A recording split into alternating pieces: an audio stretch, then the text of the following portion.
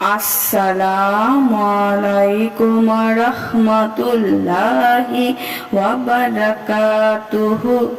সুপ্রিয় সম্মানিত দর্শক ও শ্রোতা, আশা করি মহান রব্বুল আলামিনের দয়ায় আপনারা সকলেই ভালো আছেন।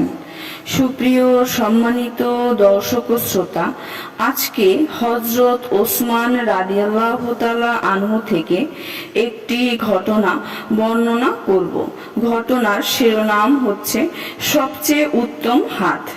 প্রিয় দর্শক শ্রোতাবৃন্দ, আপনাদের কাছে অনুরোধ থাকবে ঘটনাটি শেষ পর্যন্ত শোনার।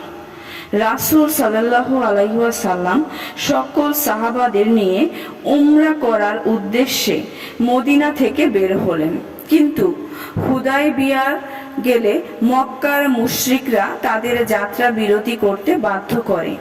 রাসূল সাল্লাল্লাহু আলাইহি ওয়াসাল্লাম হযরত উসমান রাদিয়াল্লাহু আনহুকে মক্কায় এই সংবাদ দিয়ে পাঠান যে, আমরা এখানে যুদ্ধ করতে আসিনি, বরং আমরা উমরা করতে এসেছি। উসমান রাদিয়াল্লাহু আনহু এই সংবাদ নিয়ে গেলেন, কিন্তু অনেক সময় পেরিয়ে যাওয়ার পরও তিনি এলেন না। এদিকে সাহাবাদের মাঝে এসব খবর ছড়িয়ে পড়ল যে উসমান রাদিয়াল্লাহু আনহুকে হত্যা করা হয়েছে।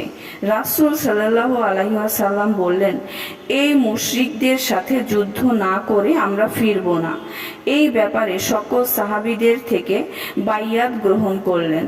সবাই রাসূলের হাতে হাত রেখে শপথ করলেন যে প্রয়োজনে শহীদ হয়ে যাব, তথাপি তাদের সাথে যুদ্ধ না করে ফিরব না।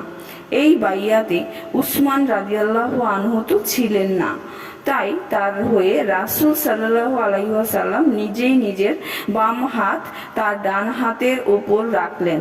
রাসূলের ডান হাতের ওপর পেশকৃত সকল হাতের মধ্যে উসমান রাদিয়াল্লাহু আনহুর জন্য পেশকৃত হাতটি ছিল সবচেয়ে উত্তম, কারণ সেটি ছিল স্বয়ং রাসূলের হাত।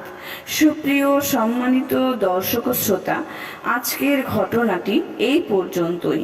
ঘটনাটি যদি ভালো লেগে থাকে অবশ্যই চ্যানেলটি সাবস্ক্রাইব করবেন, লাইক করবেন, কমেন্ট করবেন এবং বেশি বেশি শেয়ার করে দিবেন।